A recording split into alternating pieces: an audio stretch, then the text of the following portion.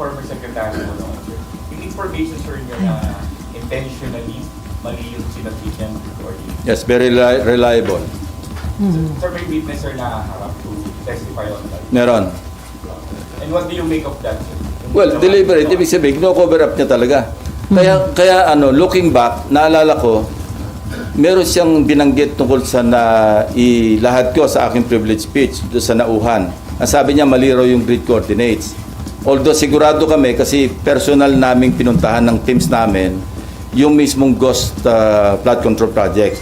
At nakausap mismo yung barangay chairman, mga tao doon, na talagang merong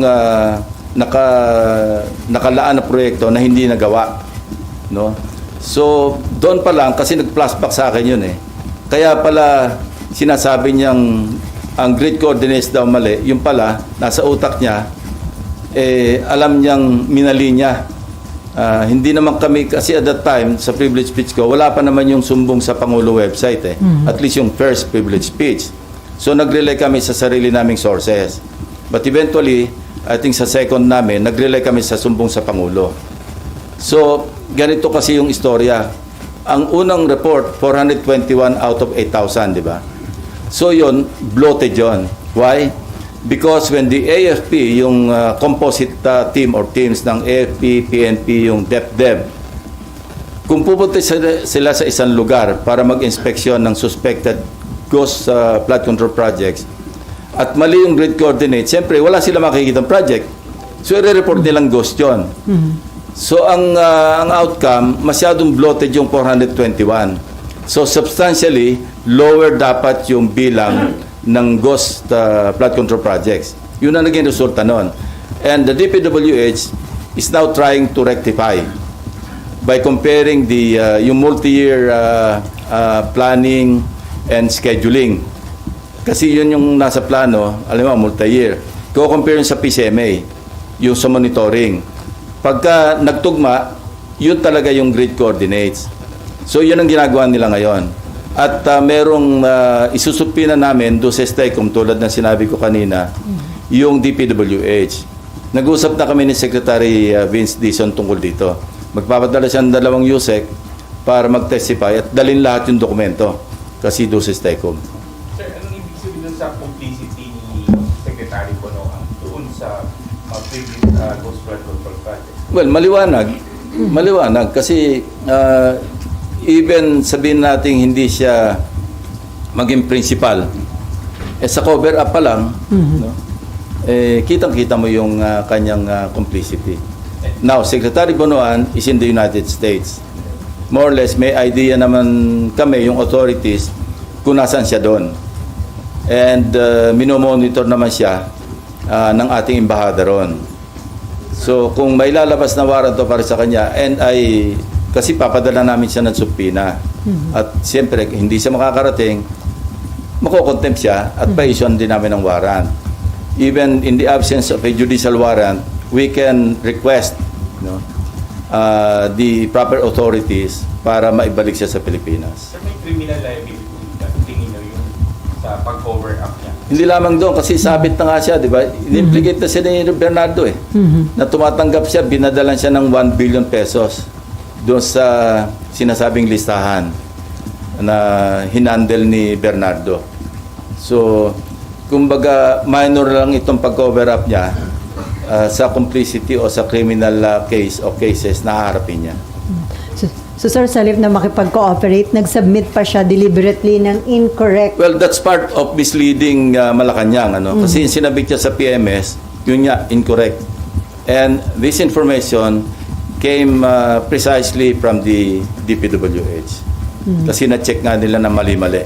Kung isa o dalawa lang yung mali, pwedeng inadvertently na-omit, o kaya nagkamali. Pero katakot-takot daw talaga, and kita nila na deliberate yung pagsasubmit ng mali-maling grid coordinates. So, sir, lalo isipin mo, sumbong sa Pangulo, niloko niya pa. So lalo lang inilubog ni Secretary Bonoan yung sarili niya dito sa issue. Akala niya makakalibre siya, pero yung records, hahabulin ka ng paper trail eh. Like for example, halimbawa si Speaker Romualdez, sa ngayon, as we speak, sasabihin ko pa rin, wala naman talagang directamenting nag-implicate sa kanya except Gutesa. matibay sana kung si Gutesa na andyan, nagpunta sa DOJ, sa Ombudsman, at nag-affirm ng kanyang affidavit. Pero dahil wala siya, ngayon, kung meron si Senator Amy na ebidensya mapapakita, most welcome siya mag-attend. Huwag niyang kaming siraan na pinagbabawalan na implicate si former Speaker Romualdez. Kaya sa Lunes, kung meron siya pinanghawakan, pumunta siya, kung gusto niya, bibigyan ko siya ng isang oras para ilahad-lahat yung kanyang ebidensya kung meron. So sir, may nag-volunteer sa inyo para ibigay yung info tungkol doon sa biniling property ng... Yeah, May actually nag-volunteer. meron. Kaya nga pinaparents ko na kung pwedeng makausap yung dating may-ari para siya na mismo yung magsabi ng Detalye. ng mga detalye. Ang meeting nyo before January 19. Pinipilit kong before Monday. Para kung sakali pwede siya mag-appear Yeah. online the Correct. 19th. Okay, may Ann. Sir, yung maling grid coordinates ni Sec Bonoan, so technically niloko niya si Pangulo. Hindi technically, niloko niya si Pangulo. Sir, layman's term, nag-submit siya ng grid coordinates. Sa PMS, oh. Opo. Ibig bang sabihin, sir, kung yun yung sinunod, merong project na makikita doon?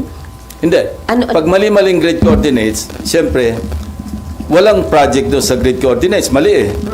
So pag inspection nitong DepDev ng AFP, ng PNP, wala makitang project, i-report nilang ghost yun. Kasi nakalista as a flood control project sa isang maling grid coordinates. Pag pinunta mo yung grid coordinates, wala ka makitang proyekto. So naturalmente, i-report nila, ghost ito, walang proyekto eh. Lalong napahamak Bloated. lalong napahamak yung DPWH, sir, kasi mali yung grid coordinates. Hindi, pero nire-rectify na nila ngayon eh. Nagsasagawa sila ng panibagong inspeksyon doon sa mga tamang grid coordinates. Ang naging implication lang is yung 421. Kaya nung nag-extrapolate ako, di ba? Kasi kung 30,000 lahat, sa 8,000 pa lamang mayroon ng 421. That's something like 2.5% na ghost. So pagkalaki-laki sa yung sinabi ko na possible na ghost control, flood control projects. So bloated yun, substantially bababa yun. But it doesn't mean na walang ghost flood control projects. Kasi kami mismo, may mga nakita kami eh. Sir, sabi nyo, ihasabpina na po siya this coming for the... Okay, so hindi siya makakarating kasi nasa US siya. Iko-contempt nyo, iwawarrant. What happens next? May huhuli ba sa may kanya? warrant siya, may legislative warrant siya na pwede siyang hulihin. So we will make arrangements with the US Embassy, the Ambassador Babe Romualdez, na kung pwede makipagtulungan, makipag-coordinate sa US authorities para maibalik siya rito. Technically, maaaresto siya sa US para maharap siya dito. May harap siya dito. Unang-una, siyempre, mag-expire yung visa niya, yung stay niya. He cannot stay there forever. Kasi normally, di ba, binibigay na yung longest na stay sa Amerika is 6 months. No? Kaya kung lalampas siya doon, magiging ano na siya, parang unauthorized na yung stay niya. So, hindi extradition, deportation ang mangyayari. Okay, before Amor, sir, nabanggit nyo doon sa Cabral files, may 5 cabinet members, di ba? Invited po ba sila sa next hearing? Hindi pa kasi alam niyo may nakiusap si Senate President Soto. Huwag masyadong marami kasi nakatunganga lang yung iba eh.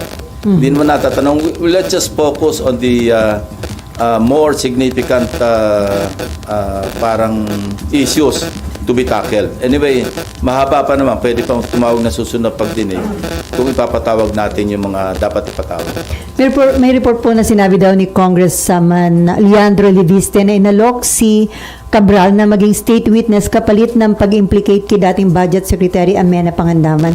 Doon po ba, sir, sa naging initial meeting ng office nyo sa abogado ni Cabral? Walang may ganon. mention na ganon? Ang na-mention lang is willing siyang mag-testify, willing siyang mag-cooperate.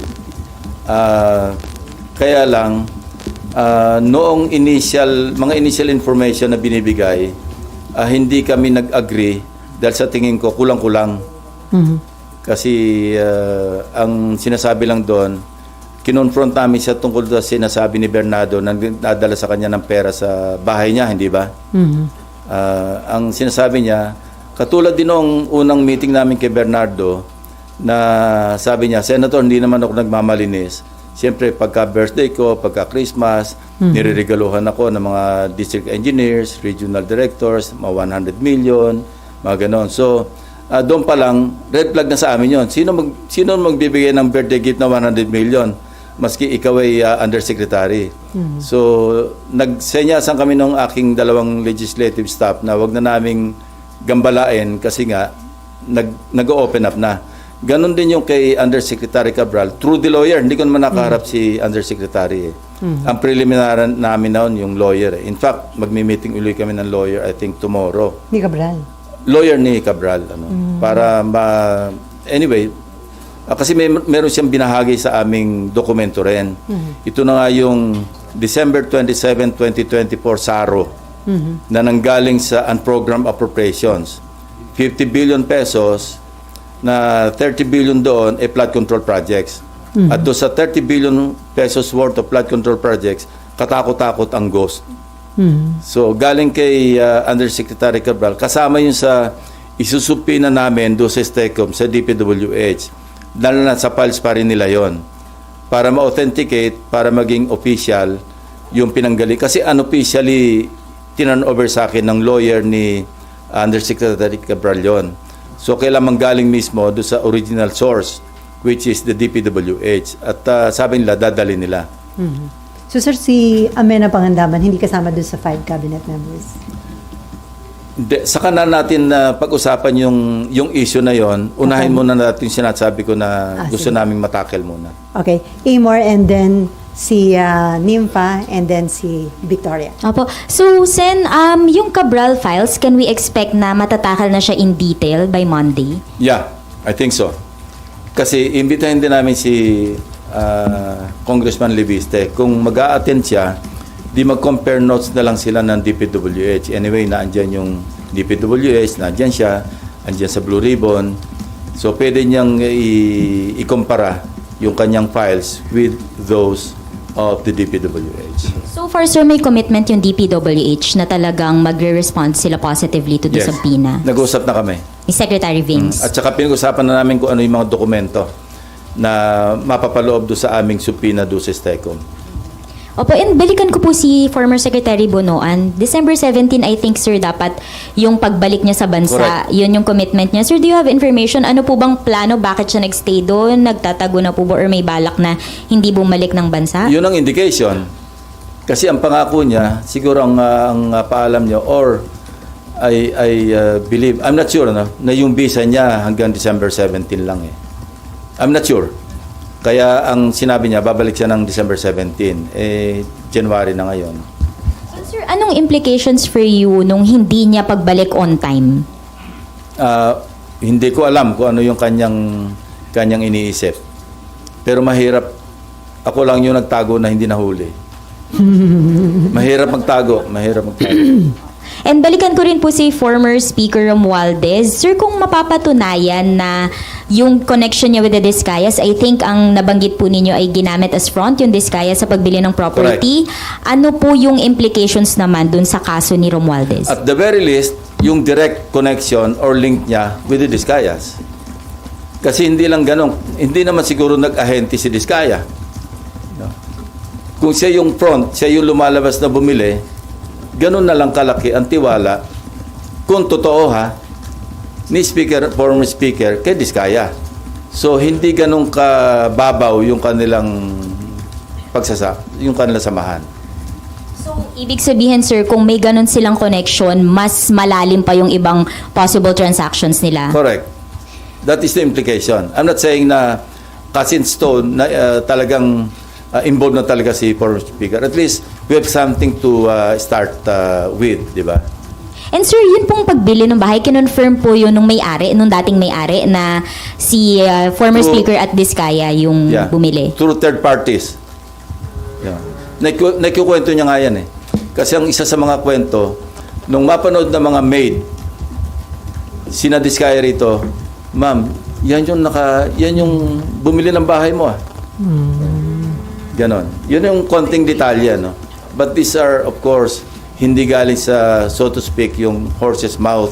Kaya gusto natin, maimbitan mismo yung former owner na siya na mismo magsabi na ang kausap niya, mga Diskaya. But hindi lang isang source ito, maraming sources ito. I've spoken to at least 3 sources na pare-pareho yung sinasabi. Pero di pa sure na darating may ari, sir, di ba? Hindi pa Mag-uusap pa. hindi pa nagkakausap, pero may mga indication na gusto mag-testify.